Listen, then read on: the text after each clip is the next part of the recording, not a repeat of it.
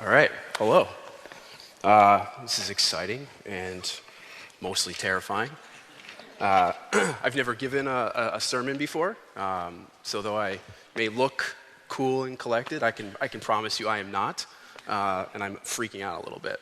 So there's a small chance that at some point I pass out or fall over or something. So I'm going to start by asking for a little bit of community involvement. Nothing crazy, just a show of hands. How many people, just by show of hands, have used the phrase "I'm trying" before? Good. All right, just about everybody. I'm trying to be more patient, trying to be more loving, trying to be more compassionate. I'm trying to be less anxious, less bitter, less selfish. And that's great. We should be very intentional about trying to work on those things. But if we're honest, at the end of the day, we're really unable to make real and lasting changes in our lives. We continually need transformation. We continually need rescue. We need help, and we need healing. And we are unable to provide those things for ourselves. That can be frustrating, especially for people who are independent. But thankfully, we're not alone. We have some, biblical kind of rock stars that also struggled with the inability to change on their own, the inability to sustain change. In Matthew 26:34, Jesus tells Peter that he will deny him 3 times. He says, "Truly I tell you," Jesus answered, "this very night before the rooster crows, you will disown me 3 times. But Peter declared, "Even if I have to die with you, I will never disown you." Those are strong words. Even if I have to die with you, I will never disown you. But he did. He denied him 3 times that same night. In Romans, it's Romans 7:15, Paul, a famous church planner and author of a good portion of our New Testament, says, "I do not understand what I do. For what I want to do, I do not do. But what I hate, I do." We don't just sin.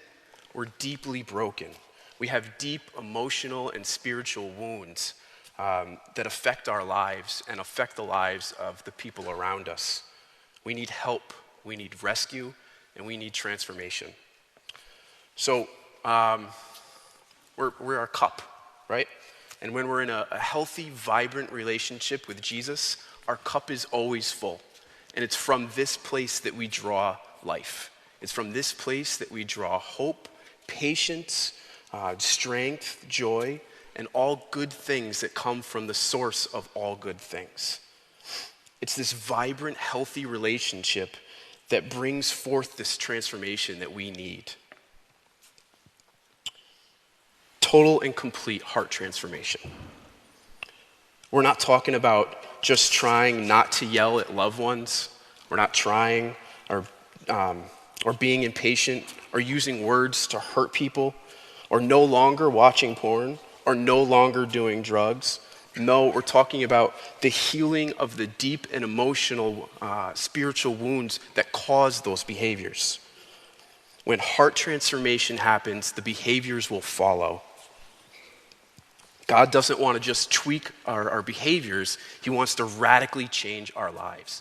He wants to radically change how we feel about ourselves, how we see Him, how we see each other, and how we see the world around us.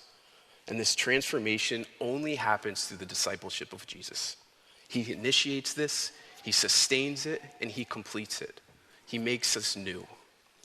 And just like our body, our spirit needs to be fed.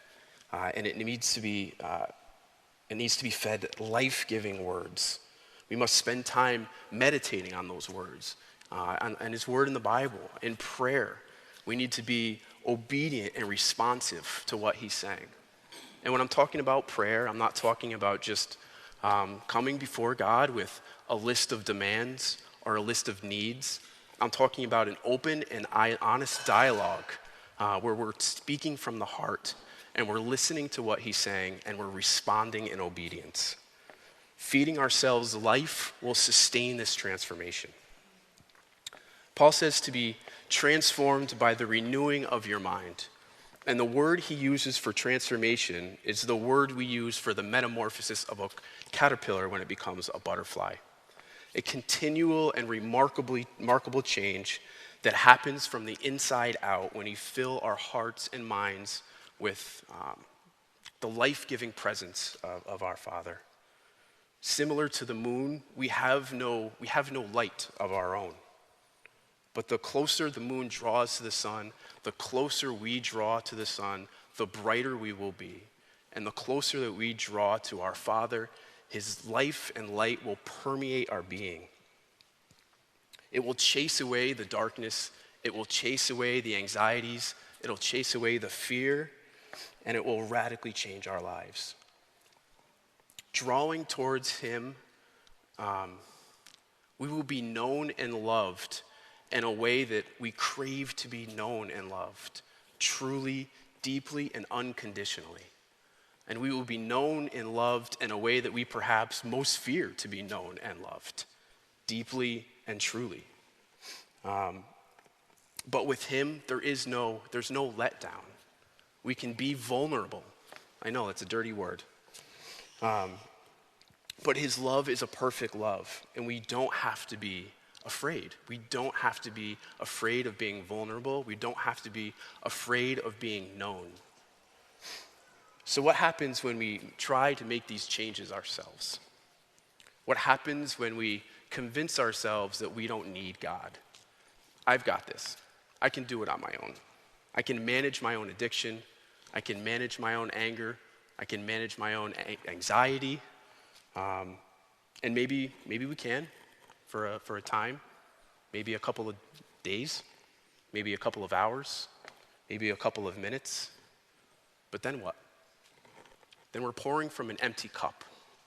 And then we're left with frustration, with bitterness, fatigue, despair, hopelessness.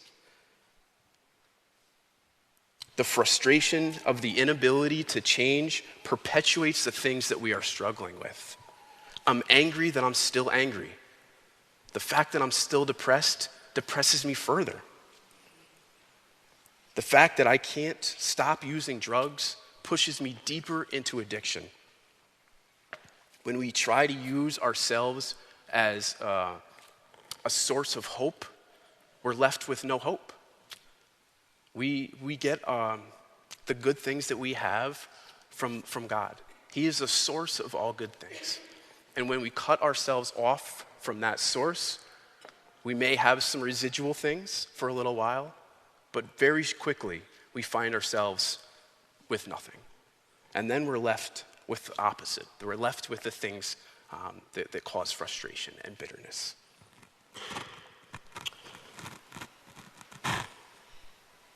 We cannot fix ourselves any more than a piece of broken pottery can. We have no light of our own.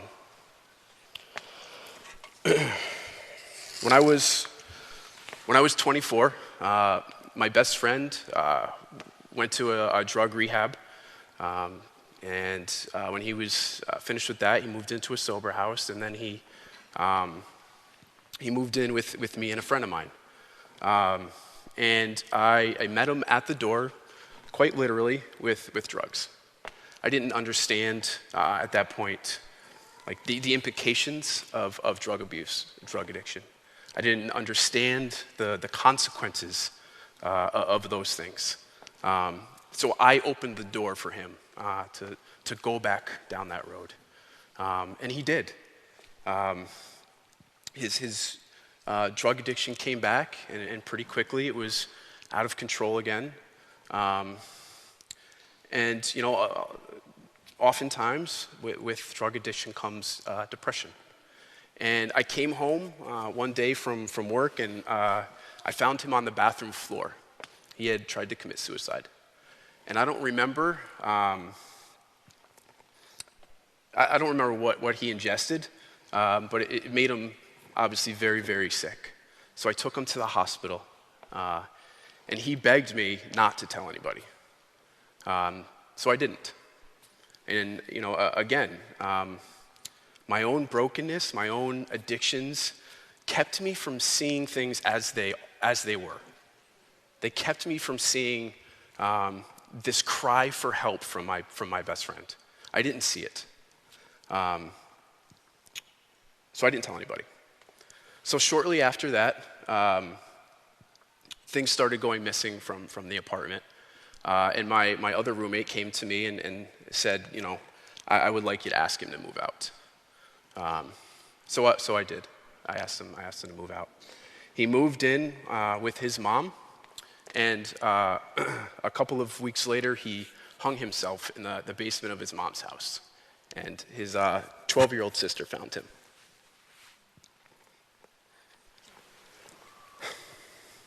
There really aren't words for the depth of shame and guilt that I felt. I was shattered. And I turned to the only thing that I knew at that point, which was drugs. My social habit became a very serious addiction. And for the next 8 years, it dictated my life. It ruined my relationships. It shaped how I viewed the world, myself, my friends. But it created in me this cavernous void that I couldn't fill. I just felt so empty. I was deeply, deeply wounded and really had no idea how to help myself. I felt responsible for my best friend's death, and I had no idea how to deal with that. Truthfully, I still feel partially responsible, but thankfully, through the transformation that God has done in my life, I've forgiven myself, and God has forgiven me. So when you're addicted to drugs, eventually you run out of money, and when you run out of money, you begin to steal, and that's what I did. I started to steal, I started to get caught, and I started to get arrested. And eventually I landed myself in court too many times, and the judge got tired of seeing me and sent me to prison. So I went to prison twice. The first time was for a year and a half, and I remember I was living with friends at the time, and I remember standing on the front porch the night before I was going to turn myself in, and thinking to myself that my life was over, that my friends were going to be done with me, my family was going to be done with me, and it was scary, and it was terribly lonely. But Jesus was not done with me. My family wasn't either. I should just put that out there, because some of them are here. But he was not done with me. He saved me. In every way that a person can be saved, he saved me.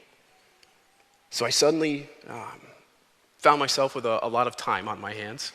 So I started to read the Bible. And for quite a while, every time I opened up the Word, I cried. And I could feel the hardness softening. His words of life were ministering to my broken heart. And this, like I said, this went on for a while. I eventually got out, and I did well for a little while. And eventually I relapsed, and I ended up back in prison. But the second time that I went, he intervened. I just get the sense that he was tired of me going back and forth, honestly. But he changed me. He changed my heart. He transformed how I see myself. He transformed how I see other people. He transformed how I make decisions. I was able to make decisions based on other people and not just myself. He changed how I view my family, my friends. He changed everything. He took away the shame and the grief that I felt, and he replaced them with his hope and peace. He gave me companionship instead of the loneliness. He traded those lies for his truth. He gave me beauty for ashes. He gave me a new name. And he saved me from myself more than anything else. So one of my favorite stories I'm going to read from you comes from the Gospel of Luke. It's chapter 7, verse 36 for 50. You're welcome to join me in reading it. One of the Pharisees asked him, Jesus, to eat with him. And he went into the Pharisee's house and reclined at table. And behold, a woman of the city who was a sinner, when she learned that he was reclining at table in the Pharisee's house, brought an alabaster flask of ointment, and standing behind him at his feet, weeping, she began to wet his feet with her tears and anointed them with the ointment. Now when the Pharisee who invited him saw this, he said to himself, if this man were a prophet, he would know what sort of woman this is touching him, for she is a sinner. And Jesus, answering him, said, Simon, I have something to say to you. And he answered, say it, teacher. A certain moneylender had 2 debtors. One owed 500 denarii and the other 50. When they could not pay, he canceled the debt of both. Now which of them loved him more? Simon answered, the one, I suppose, for whom he canceled the larger debt. And he said to him, you have judged rightly. Then turning to the woman, he said to Simon, do you see this woman?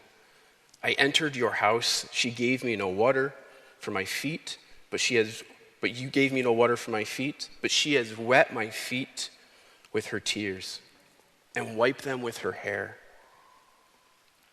You gave me no kiss, but from the time I came in, she has not ceased to kiss my feet.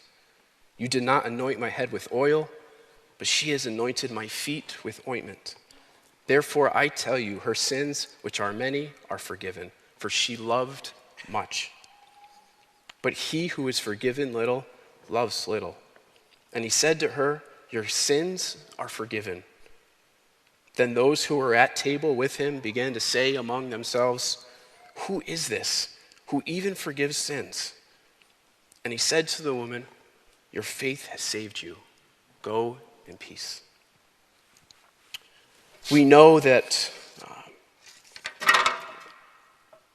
at the time Jesus was here, women were considered less than second-class citizens.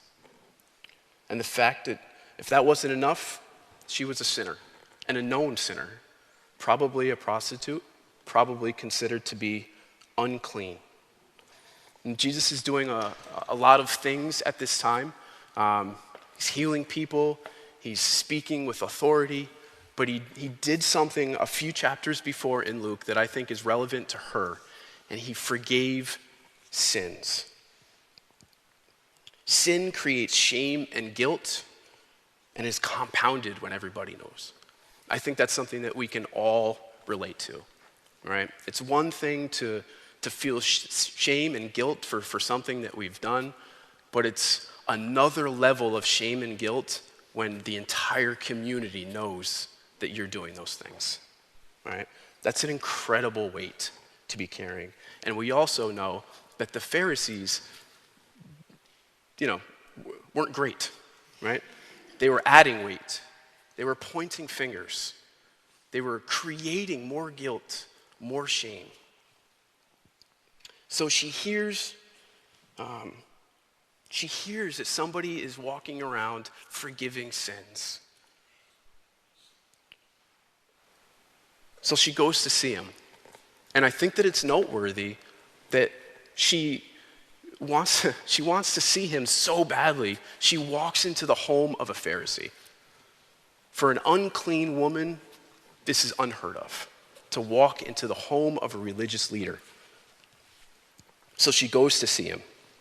And I don't know whether she knew beforehand that Jesus could forgive her sins, or whether she realized it when she walked into the door.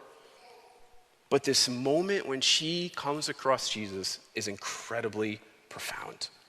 She doesn't say a word. There's no dialogue between her and Jesus in this story. She falls to his feet and she cries. I recognize this moment and it moves me because that was me.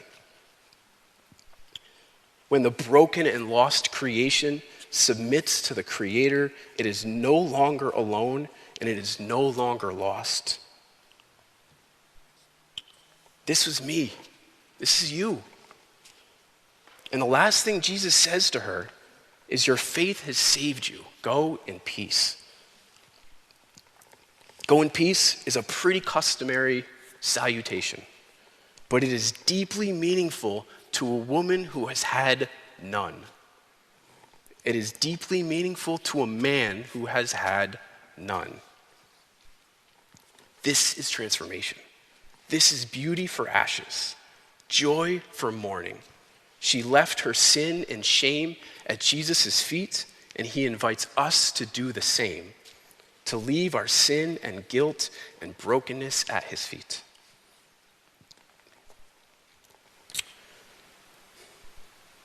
There's implications for this transformed life.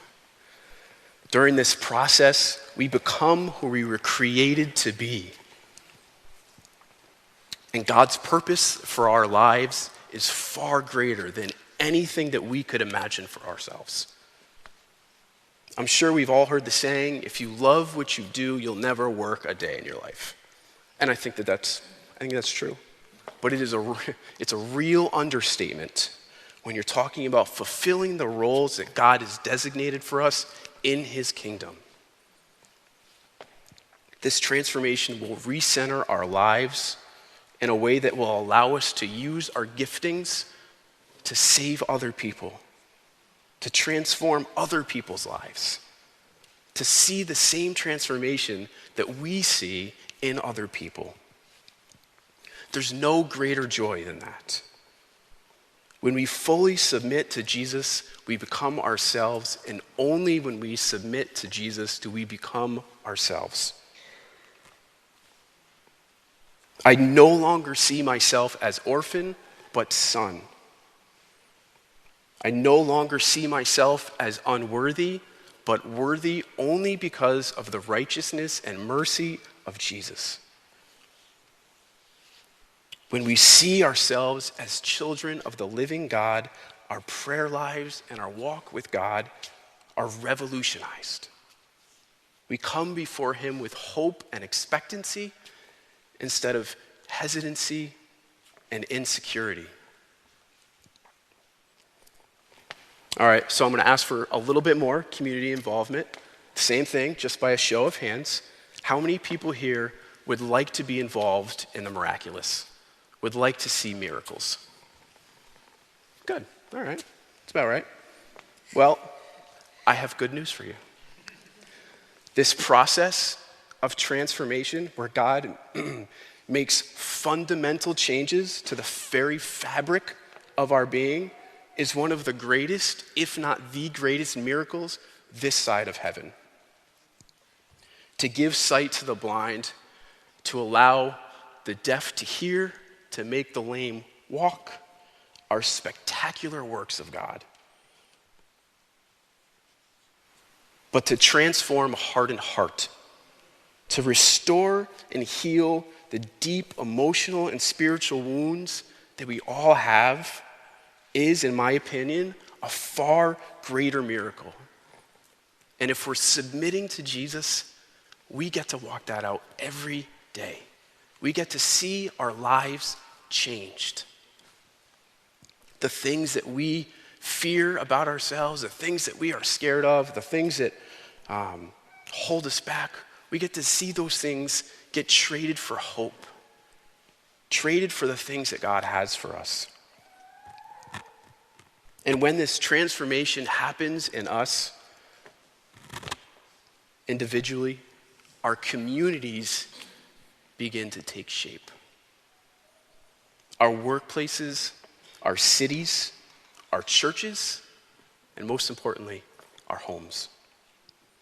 The transformative power of God will restore fractured and stressed marriages. It'll reconcile brothers and sisters, friendships, cousins, aunts. The restorative power of God allowed a man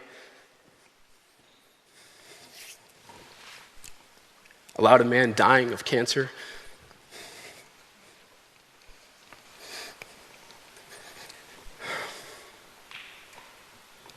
to leave this place knowing he had been reconciled to his family.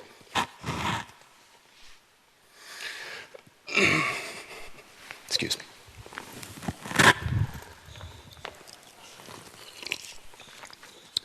And it allowed his family the opportunity to be with him when he passed. You would be hard-pressed to find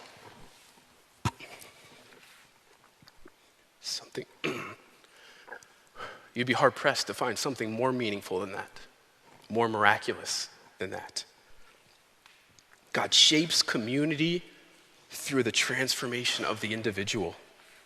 We give courage to the people around us to step into what God has for them.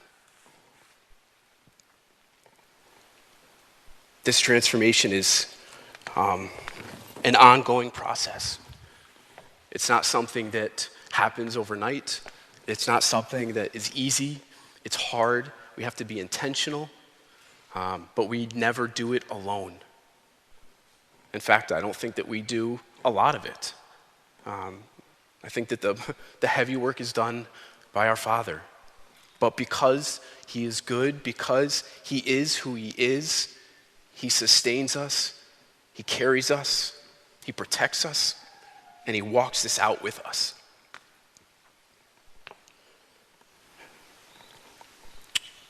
So, I want to say one more thing about this spiritual formation before we do some invitations and move into communion. Paul makes it clear in the New Testament that we are at war every day. And this spiritual transformation is an active and intentional assault on the kingdom of Satan. And we would be naive and foolish to think that he won't respond. He's going to lie to us. We're too broken. We're too sinful. We're responsible for the way things are. He will try to steal from us our joy, our hope, our peace, these things that are rightfully ours. He will try to trip us up. He will try to frustrate us. And sometimes he will. So we must stay rooted in his word. And we must stay rooted in prayer. If we are engaging with God, if we're consistently engaging with God, we will know his voice. And when the enemy tries to speak his lies, what we will hear is God's resounding truth. We must know that our falls, our brokenness, our mistakes do not define us. He defines us. His love defines us. His purpose defines us.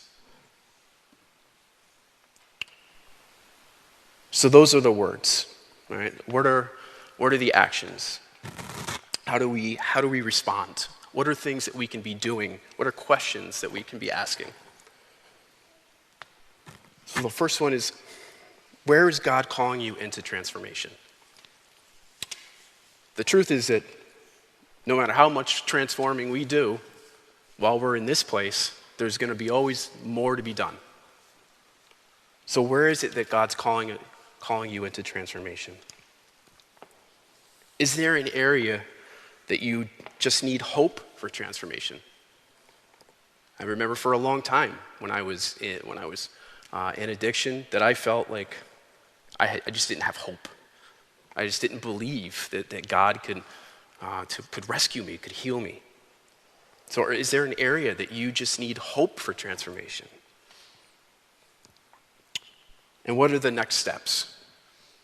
What are the next steps for us in this transformation?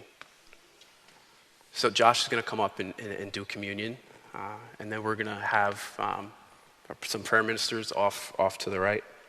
But before I go, I want to encourage you. There will be times when you feel like there isn't hope.